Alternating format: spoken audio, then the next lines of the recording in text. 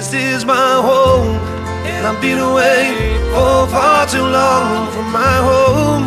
Coming back now, the bad feeling's gone. From my home, where the love is, my home again. I'm talking with Dave and Dave here. They are the Black Donnellys.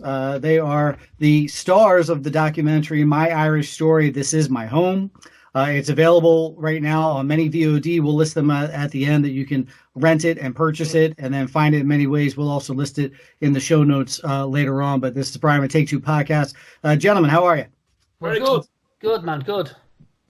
Okay, so you guys are both West Coast. Are you out in Vegas right now? Yes, we're both in Nevada, Las Vegas. Gotcha. Have things slowed down? You normally play Mandalay Bay, but everything's shut down at the moment, obviously, with the nonsense going on. Yeah, since the 17th of March, everywhere closed down. All the casinos closed down. Pretty much everywhere's closed. It's a ghost town. We were down there the other day, and it was just like, oh my God, I've never seen anything like it in my life. You know, it's really eerie, really weird. You know, really weird. It was on the 16th of March. 160,000 strip workers were let go. That was including musicians, tellers, pit bosses, and all people working in the hotels. 160,000 people all went on one night. I can't imagine that. It's unbelievable. It's like the biggest movie set you've ever seen in your life down there. Yeah, I bet. Insane. Okay. And how are you guys holding up? Just kind of hanging out right now and just promoting the doc for right now? Yeah. Very much so. We've done a couple of online shows. We did one last night, and we're doing one this Saturday as well from our Facebook page, the Black Donnellys Dublin. That's what we've been doing, just promoting the film, promoting ourselves, using all kind of different streaming softwares to, just keeping ourselves busy, basically. Yeah. Sure. We're hitting all over the world. I mean, especially with us being Irish, and we're both born in Dublin, and we've been all over the world. With Dave's played all over the world, I played all over the world, and we've built up people and fans, if you want to call them, or people who know us all over. So with us, we're able to do yesterday we did a show at 6 o'clock, which was for all basically America and anywhere else that. And then on Saturday, then we'll go on at 1 o'clock, which is 9 o'clock in Ireland. Gotcha. And okay. So we're lucky that we can do that, Gotcha. Well, I know I'll be tuning in. We'll make sure to broadcast on our socials to jump on there as well. So let's start there. Let's start in Ireland. I've been twice in my life. Once on my honeymoon with my wife. We set it up for this is a once-in-a-lifetime chance to get to travel to Europe. The moment we set foot there, we said, no, we're coming back. We have to come back. A lot of people do that. It's mad because a lot of, being Irish, we travel since even before the famine times in the 1700s, we've always traveled all over the world, and especially to America, It's always been a place for us to come to. And it's mad because, we went down to Ellis Island. And I turned to Dave and said, this is mad. We're queuing up here for 2 hours paying $25 or $25 to get onto that island to look out. And then, 100 years ago, people were paying to get onto the island coming from the other way, Sure. Capitalism at its best, Yeah, big time. And that section of your movie was emotional is not a strong enough word when you guys went through New York and saw the Statue of Liberty and just kind of almost relived what our heritage and our culture had to go through, and so many others. Yeah. It was a big thing for us. It was a really tear-jerking, very Ellis Island. The stories behind it and the arduous journey that the Irish people had to go through coming across, where they jumped onto these, non-seaworthy vessels, and they had to escape typhoid and tuberculosis and all this stuff. So, I mean, if you put it into perspective of the journey that we did to what they did, theirs was far more arduous than ours. And even when they got to America, then they weren't actually welcome when they got there. Their troubles were only starting, and a real, out of the frying pan into the fire scenario. But thankfully, they dug in, they worked hard, and they built. It was a much better fire.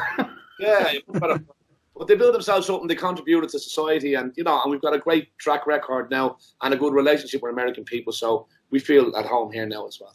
Now, I don't think you're giving yourself enough credit there. Their journey over on their boats was probably a little better accommodations than the RV that you guys rode in for those weeks. Well, there's more room, yeah, exactly. man, that RV was And insane. that was bumpy.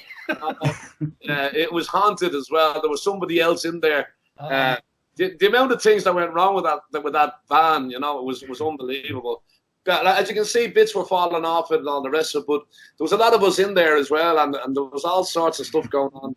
It was really tough. We ran out of money. It was so hard. Relationships were breaking down. Friendships weren't the same. It was tough because when people aren't getting paid for what they're doing, you know, it's not long before they start to turn around and start telling you what they really think of. Sure. Well, it's like it was all when we were doing it, and I mean, it started out with one idea, and then went to another idea, and then when Carl Nicoli came in, the director, he came in on top of it, and he latched onto who me and Dave were, and we were dealing with all the other things that were going on, like the money, the gigs, the people that we wanted to kill, all the stuff that was going on. Yet we still had to perform every time we got on stage. We still had to do it. No matter what was going on, we still had to play. It didn't make it. And so we had to go through that. So he was filming all this, and he started out with a complete. So we didn't know. And to be honest with you, we didn't care what he was filming at that stage. and like, we didn't. It was just like, let's just get through this thing.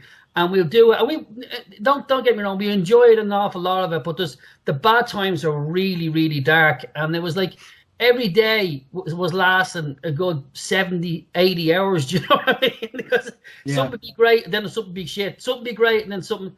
So it was just like that. So when we went through the journey, and then when we seen, and Dave will back me up on this, when we seen what he did, the first go, like the two of us just broke down. It was like, we did this. That was tears. It really did.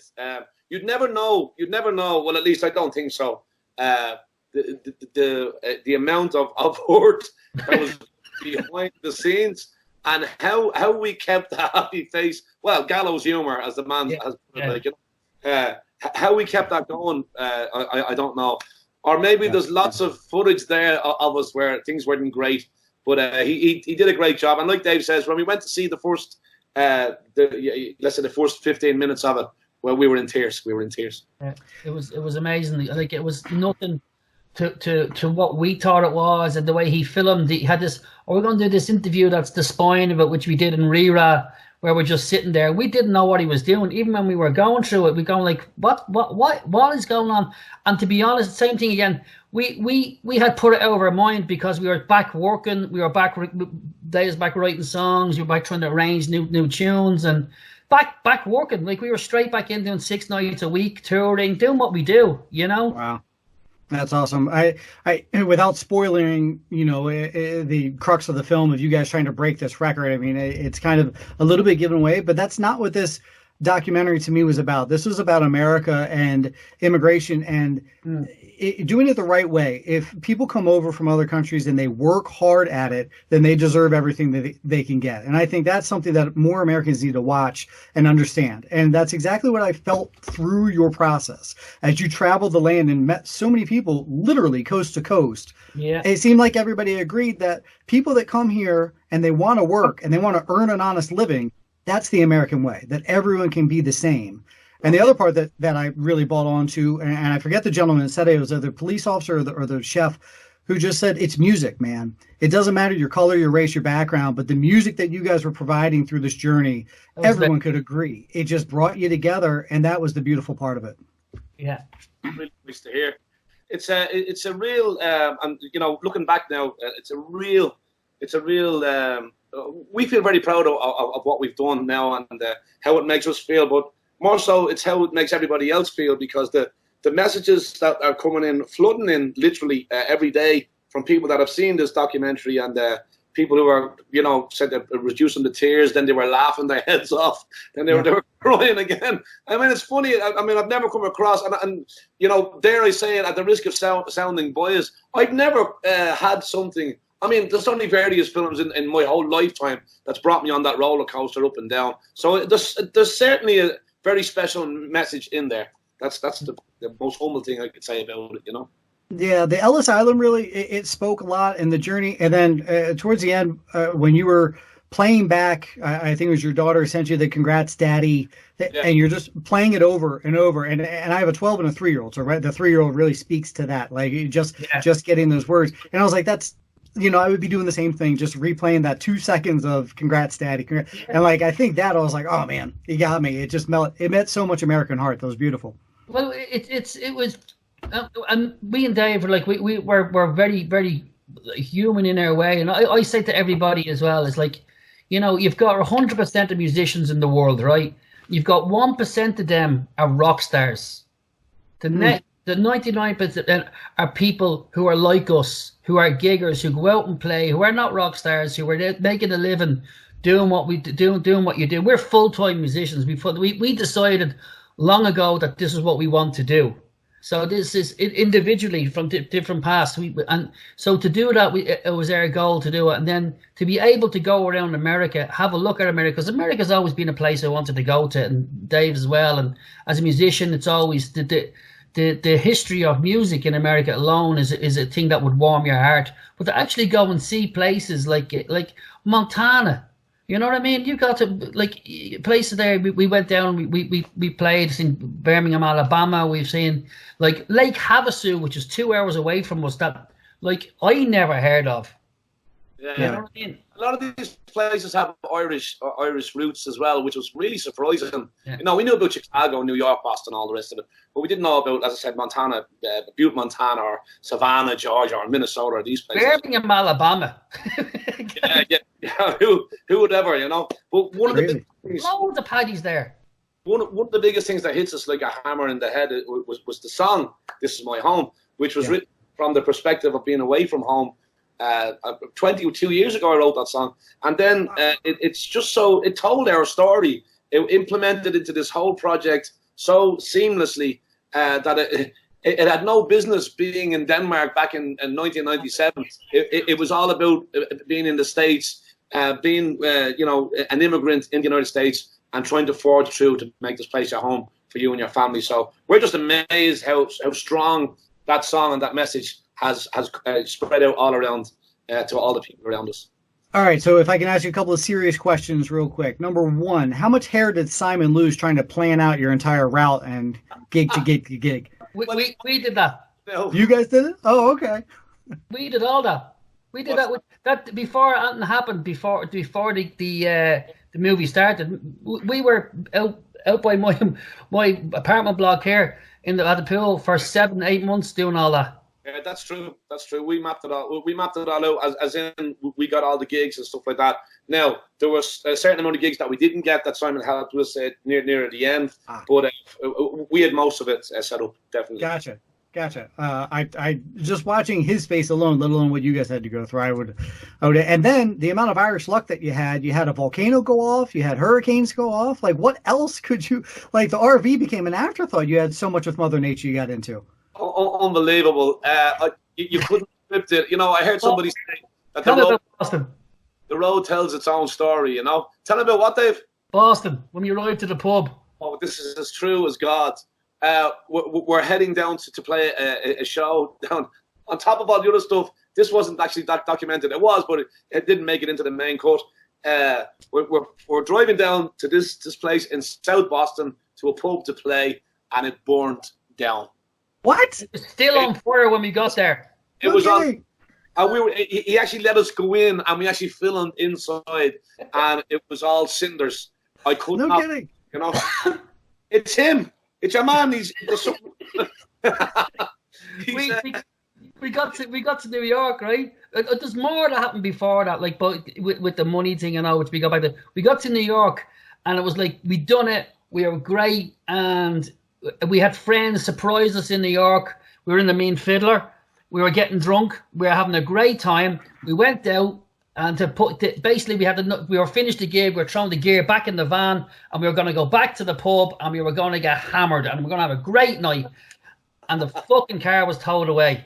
Not only was it towed away, right? Here's the best part. Not only was it towed away, it was towed away, and they said to Chad, the car's gone. Oh man, the car's gone. I said, where'd you park it? He goes, here. I said, you're not supposed to park there. He says, I didn't know. He said, there's a pole saying, do not park here at any time. And even better, it was huge. And even better, the door hit the pole as he was getting out. Sorry, man. Crazy. Crazy. Unbelievable. All right, so you speak of the pubs. One thing I was wondering, so I literally live like almost identical DC and Baltimore, right in between the two of them, or Baltimore and Maryland. The pub Rerot in DC I've been to. I love that pub. The third floor, I'm not sure if you guys went all there, like the whiskey bar they have on the third. Best bar. Best place, yeah. It's closed now. It closed down. I'll just let you know that. It closed down. Did it really? Oh, man. Yeah, last month. Oh, okay. I was going to say, I was there about 3 months ago. It must have just happened. Yeah. Oh, wow. And then in Baltimore, James Joyce, I've been to there quite a few times, James Joyce, which was a nice spot. But I was wondering, did you get a favorite name of any of the pubs? And how many I was wondering if you would have had like 11 Murphy's pubs along the way or something to that effect, you know? Tell you a story about Murphy's, the Dubliner pub in, where was it? Puff and Tecker's gig, Dave? Oh, in Omaha. Well, hold on. Omaha, Nebraska. And they're in Iowa, aren't they? Iowa. Up in Carroll County, in Des Moines, actually. Des Moines. Okay. So we're going to this gig. We get there. We're on the way. We were late. We had a blowout or something had happened. We're there. Yeah. Where is? Yeah, we're coming around the corner now. We're outside the place. I can't see it.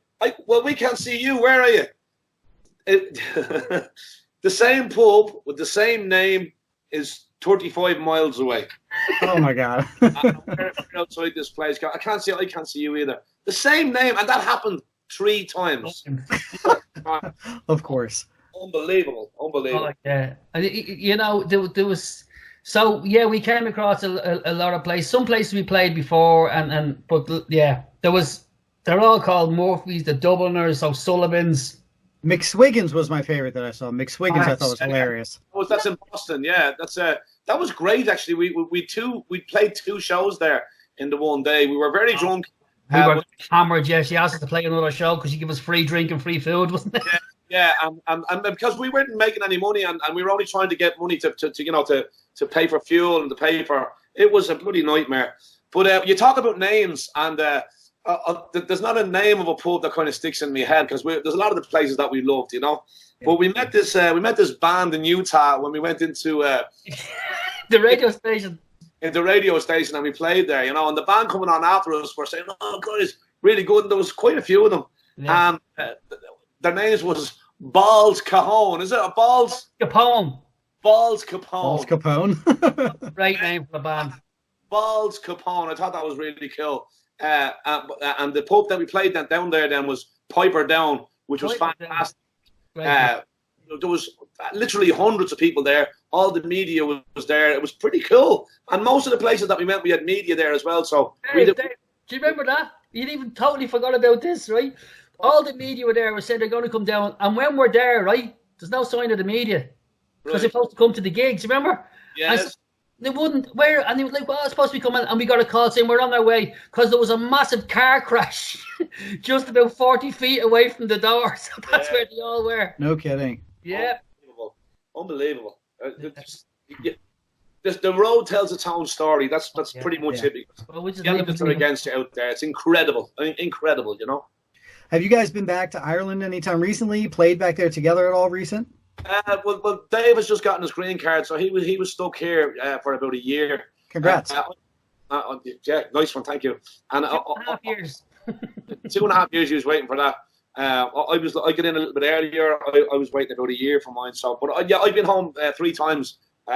One for a funeral, one for a special gig, and then one for something else. I can't even remember what it was. But yeah, I was home 3 times last year. But, Gotcha. Okay. I'm going to send everyone towards your Facebook page to start following you guys, of course. I know you have Saturday night. That'll be a little 4 p.m. our time, but we can be heard everywhere. So push to watch you guys are doing your next show on your Facebook Live page. That's awesome. One last question before we go. Listen, I have an Irish mother, and we have a joke with my brother and sister that they always say if mom always calls and says, "Hey, real quick," it's not real quick. So sorry to keep you guys on so long. What are we going to do? That's valid. Where do we go? We're not going anywhere. You know? Let's close down, man. Yeah. That's valid. We can start talking movies, TV, whatever you guys are watching if you're up to. That's normally what we chat. Now, listen, have you booked the Grand Ole Opry in Nashville yet? You know what? I'm waiting to be. That's in the back of my head. I'm waiting for someone to give me the invitation and go. You know what? Come on and play it. Okay. That would be big. Yeah, but I mean, what a journey. Just to encapsulate it all. I'm delighted that we did it. Like, even though when Dave first mentioned it to me, I was ignoring him. Because kind of going, no way, man, I'm not doing that. But when we did it, it was tough and all the rest of it. But what a great feeling to get to the end of it, and we had a lot of great people with us to make that happen as well. To be honest, and then to have this brilliant movie made about us is a great. For us, it's a great feeling of accomplishment, and we're just hoping that we can, it gets the exposure it deserves, and then from there, then that we can go out there and then play to the world. That's pretty much what we're hoping for now. To us, it was a massive education as well, because we live on the West Coast. We live in Vegas, which Vegas is an island. You know what I mean? It's not America. It's not anywhere. It's just this Disneyland for adults. Now, we're not on the Strip, obviously, because we'd be dead if we lived on the Strip. So we're off up the road. But for us to go there, and every day was like we would go into certain parts of America. I mean, you got the coastal areas, which, as your Boston, New York, San Francisco, and grand. Will you go into America? And for me, the drive from Lake Havasu and up there and up towards Portland, the drive is incredible. The scenery, and then when you meet people there, and then you go into the mill. We've got great friends in Clinton, in Wisconsin, boxcars, so good to be there, and to see people like that compared to West Coast is like the way we described it was like there's 50 different countries in this place. Do you know what I mean? Yeah. It's so big and so bad, and the difference between West Coast, East Coast, Mid America, to right down south. It's amazing, the difference. Food, the attitude towards different things, and sense of humor, which is a huge thing for us. Which was vast. My thing is, I said it the other day on an interview, was like, I think everybody in America should be compulsory that every school kid goes and sees Ellis Island. Sure. And I think everybody should go see all 50 states of America. It should be a thing that you actually all try and do. Or I've people who friends of ours who live here and go like, oh yeah, they're all cheeseheads down there. They're all people. I said, have you been there? They go, no. I said, well, stop fucking slagging until you go and have a look at the place. Do you know what I mean? Go see it for yourself and make your own mind up. The one common thing is that we have Irish all throughout the entire country. Everywhere. We're everywhere. Absolutely. Yeah. All right. You guys, your Facebook page, I noticed, is probably your most active. You're also on, we'll tag you on Twitter and stuff like that. So folks who are following Take Two Podcast, jump on, we'll be able to cross and have people start following your show there. Just your music on its own. Is there a spot that we can find that, maybe through your Facebook or your website? Yeah, you can get it from the website, the blackdonnellysband.com. You can also go on to bandcamp.com, and you can audition it there and then stream it and buy it there. Pretty much all the information that you need is at the blackdonnellysband.com, and you can go from there outwards. Our Facebook page is the most active, you're dead right, and that's the Black Donnellys Dublin. Very nice. My Irish Story, This Is My Home. It's available on VOD right now. Amazon, anything else where you can find video on demand, folks, go check it out immediately. It's not just a movie about two guys playing great Irish music. It's about home. It's about your heart. It's about the true heart, immigration into America and what really built this place from the ground up. And I gentlemen, I'm not just saying this because you're on here. I really enjoyed it. And I sent it immediately to my parents to watch. And I want them to wait till I'm allowed to go to their house to then go watch it again, because it was a lot of fun. Great. Thanks a million. Thanks very much. Very much, man. Thanks for giving us your time. That's great. Really Thank good. you, guys.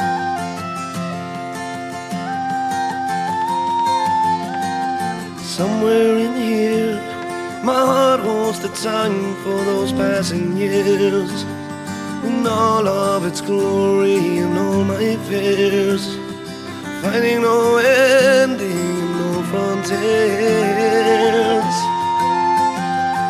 Letters and cards from those who I've missed and right from the start, the ones who I've kissed and broke their heart.